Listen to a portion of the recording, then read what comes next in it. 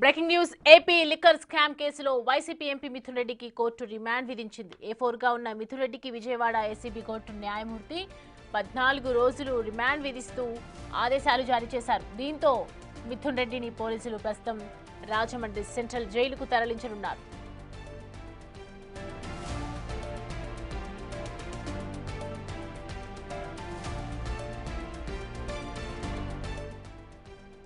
అంతకుముందు SIT office నుంచి మిథున్ రెడ్డిని విజయవాడ ప్రభుత్వ ఆసుపత్రికి తీసుకెళ్లడం జరిగింది. బీపీ, షుగర్, ఈసీజీ వంటి వైద్య పరీక్షలు నిర్వహించారు. ఎలాంటి ఆరోగ్య సమస్యలు లేవని వైద్యులు నిర్ధారించాక ఆయన్ను ఏసీబీ కోర్టులో హాజరుపరిచారు. మిథున్ రెడ్డి అరెస్టుకు 29 కారణాలను సిట్ కోర్టుకు నివేదించింది. Section 409, 420, 120B, read with 34, 37, prevention of corruption act 7, 7A, 8, 13 సెక్షన్ల కింద కేసు నమోదు చేసినట్లు తెలిపింది.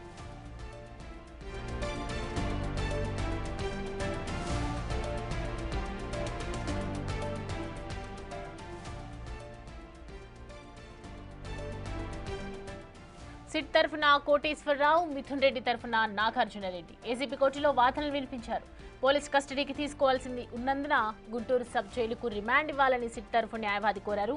మిథున్ రెడ్డి వై కేటగిరీ భద్రత కలిగిన ఎంపీ అని రిమాండ్ విధిస్తే భద్రత దృష్ట్యా నెల్లూరు జైలులో ప్రత్యేక బ్యారక్ అవ్వాలని ఆయన తరఫు న్యాయవాదులు కోర్టును కోరగా, మిథున్ రెడ్డి ప్యానెల్ స్పీకర్గా పనిచేశారని ఆయన అరెస్టుపై స్పీకర్కు సమాచారం ఇవ్వలేదని కోర్టు దృష్టికి తీసుకెళ్లారు. అయితే ఇరువైపు వాదనలు విన్న న్యాయస్థానం రిమాండ్ విధిస్తూ ఆదేశాలు జారీ చేసింది.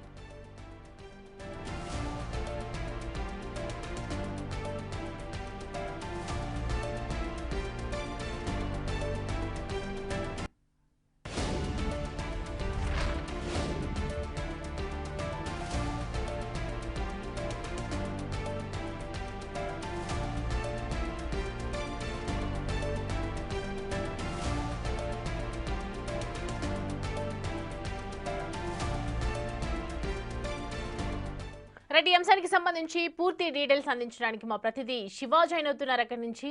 శివ, ప్రస్తుతం ఏంటి అక్కడ సిచ్యువేషన్? ఇంకా ఎప్పుడు స్టార్ట్ చేస్తారు? అసలు రాజమండ్రి కోర్టుకి ఎందుకు కారణాలు ఏంటి తెలుసా? సౌమ్య, మొత్తం మీద చూసుకుంటే మద్యం కుంభకోణంలో A4గా ఉన్న మిథున్ రెడ్డికి సంబంధించి కూడా కొద్దిసేపు క్రితం విజయవాడ ఏసీబీ న్యాయస్థానం ఆయనకి సంబంధించి ఆగస్టు 1వ తేదీ వరకు రిమాండ్ విధిస్తూ తన తీర్పుని వెలువరించింది.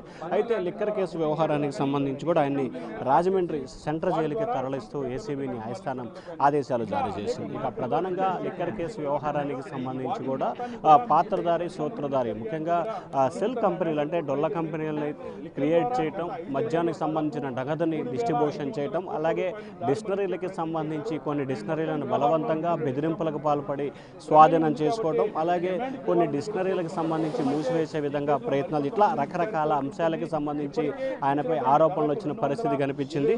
ప్రత్యక్షంగా కానీ పరోక్షంగా కానీ దాదాపుగా 3,500 కోట్ల రూపాయలకు సంబంధించిన కుంభకోణం జరిగిందని చెప్పి సిట్ ప్రాథమికంగా కూడా దర్యాప్తు చేసింది. నిన్న సిట్ ప్రాథమికంగా కూడా వేసిన ప్రిలిమినరీ ఛార్జ్ షీట్కి సంబంధించి 300 పేజీల పైగా కూడా ఛార్జ్ షీట్ను దాఖలు చేసింది. ఈ ఛార్జ్ షీట్కి సంబంధించి మిథున్ రెడ్డి పాత్రధారి, సూత్రధారిగా ఉన్నట్లు కూడా చెప్పడం జరిగింది. అలాగే ప్రధానంగా మిథున్ రెడ్డి వ్యవహారానికి సంబంధించి ముఖ్యంగా ఏదైతే 2020 నుంచి 2024 వరకు జరిగిన ఈ వ్యవహారానికి సంబంధించి కూడా మిథున్ రెడ్డి పాత్ర చాలా ఎక్కువగా ఉన్నట్లు కూడా గుర్తించిన పరిస్థితి కనిపించింది.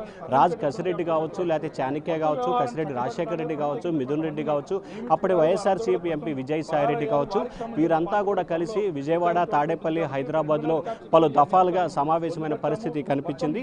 ఈ సమావేశంలో లిక్కర్ వ్యవహారానికి సంబంధించి ఏ రకంగా వ్యవహరించాలి, ఏ రకంగా దీనికి సంబంధించి కార్యకలాపాలు కొనసాగించాలి, మద్యానికి సంబంధించి ఏ బ్రాండ్లని ఉత్పత్తి చేయాలి, ఎవరెవరికి ఎంత నగదుని ట్రాన్స్ఫర్ చేయాలి, ఆ నగదును అంతిమంగా ఎవరికి చేర్చాలి, ఇట్లా అనేక అంశాలకు సంబంధించి కూడా విడతల వారీగా సమావేశమైనట్లు కూడా గూగుల్ టేక్ ద్వారా కూడా అధికారులు గుర్తించారు.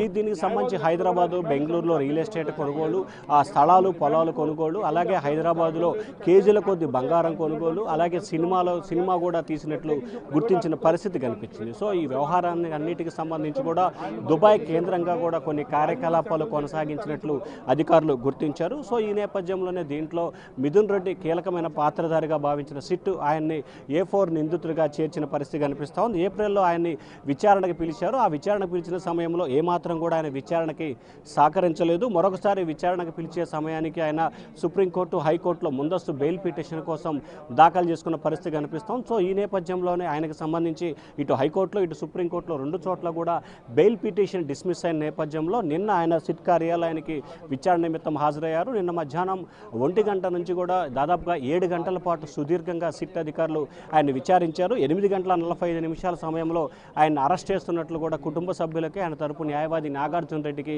సమాచారం ఇవ్వడం జరిగింది. ఆ తర్వాత ఎఫ్ఐఆర్లో ఆయన పేరు నమోదు చేస్తూ ఎందుకు ఆయన అరెస్ట్ చేయాల్సిన పరిస్థితి ఏర్పడింది, అరెస్ట్ చేయడానికి గల కారణాలు ఏంటి, లిక్కర్ కేసులో ఆయన పాత్ర ఏ విధంగా ఉందనే దానికి సంబంధించి కూడా 8 పేజీల అరెస్ట్ రిపోర్ట్లో కూడా పొందుపరచడం జరిగింది. ఆ తర్వాత ఈరోజు ఉదయం 10:30-11 గంటల సమయంలో కూడా విజయవాడ సిట్ ఆఫీస్ నుంచి కూడా ప్రభుత్వ వైద్యశాలకు తరలించారు. అక్కడ ఆయనకి ఈకో అలాగే బీపీ షుగర్ సంబంధించిన టెస్టులను కూడా చేశారు. ఆయనకు సంబంధించి ఎటువంటి అనారోగ్య ఇబ్బందులు లేవని చెప్పి కూడా గుర్తించారు. ఆ తర్వాత 12 గంటల సమయంలో కూడా విజయవాడ ఏసీబీ న్యాయస్థానంలోకి హాజరుపరిచారు. అప్పటి నుంచి కూడా దాదాపుగా 2 గంటల పైగా కూడా వాదనలు జరిగాయి. 3 గంటల సమయంలో న్యాయవాది ఇరు వర్గాల వాదనలు ముగిసిన తర్వాత తీర్పుని రిజర్వ్ చేసి వెళ్ళారు. కొద్దిసేపు క్రితమే ఆయన సరిగ్గా 20 నిమిషాల క్రితం కూడా న్యాయమూర్తి ఆయన్ని 14 రోజుల పాటు రిమాండ్కి విధిస్తూ కూడా తన తీర్పును వెలువరించారు. అలాగే రాజమండ్రి జైలుకు తరలిస్తూ కూడా ఉత్తర్వులు జారీ చేశారు. అలాగే ఇంటి నుంచి భోజనం, దుప్పటి వీటన్నిటికి సంబంధించి కూడా మరొక పిటిషన్ దాఖలు చేసుకునే అవకాశాన్ని కలిగిస్తూ కూడా న్యాయమూర్తి తన తీర్పును అయితే వెలువరించిన పరిస్థితి కనిపిస్తోంది. ఇక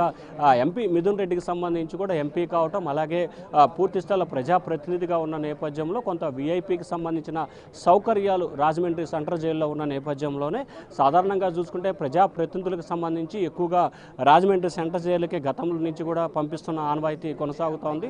సో సౌకర్యాలకు సంబంధించి నెల్లూరు, గుంటూరు, రాజమండ్రి ఈ 3 చోట్ల మాత్రం ఎక్కువగా సౌకర్యాలు ఉన్న పరిస్థితి కనిపిస్తుంది. సో ఈ నేపథ్యంలోనే ఆయనకి రాజమండ్రి సెంట్రల్ జైలు సౌకర్యం కల్పిస్తూ కూడా న్యాయమూర్తి ఆదేశాలు జారీ చేశారు. ఇప్పటికే అరెస్టుకు సంబంధించి ప్రక్రియ పూర్తయింది. అలాగే రిమాండ్ ప్రక్రియకి సంబంధించి ఏదైతే రాజమండ్రి సెంట్రల్ జైలుకి తరలించేందుకు రిమాండ్ ప్రక్రియకి సంబంధించి కూడా డాక్యుమెంట్స్ మొత్తం కూడా తయారు చేసినట్టు తెలుస్తోంది. మరొక 10 నుంచి 15 నిమిషాల వ్యవధిలోనే విజయవాడ ఏసీబీ న్యాయస్థానం నుంచి కూడా ఆయనకు రాజమండ్రి సెంట్రల్ జైలుకి తరలించేందుకు పోలీసు అధికారులు ఏర్పాట్లు చేస్తున్నారు. ఇప్పటికే ఎస్కార్ట్ వాహనం అలాగే ఆయన తరలించేందుకు తుఫాన్ వాహనం 2 వాహనాలను కూడా పోలీసు అధికారులు అయితే సిద్ధం చేశారు. న్యాయమూర్తి కోర్టు నుంచి కూడా కాపీ ఏదైతే రిమాండ్ కాపీ అంటే రాజమండ్రి సెంట్రల్ జైలుకి తరలిస్తున్నట్లు రిమాండ్ కాపీ వచ్చిన తర్వాత ఆయన ఇక్కడి నుంచి కూడా రాజమండ్రి తరలించేందుకు పోలీసు అధికారులు ఏర్పాట్లు చేస్తూ ఉన్నారు. సౌమ్య, అయితే శివ, ఇప్పుడు చూస్తున్నాం కదా రాజమండ్రికి సంబంధించి భద్రతా వైఫల్యాల నేపథ్యంలోనే అటు షిఫ్ట్ చేశారు అని చెప్తున్నారు. అంటే ఇప్పుడు ఈ 14 రోజులు ఎలా ఉండబోతుంది, ఆ తర్వాత మరి సిటీ ఏ విధంగా ముందుకెళ్ళబోతుందని చెప్పుకోవచ్చు?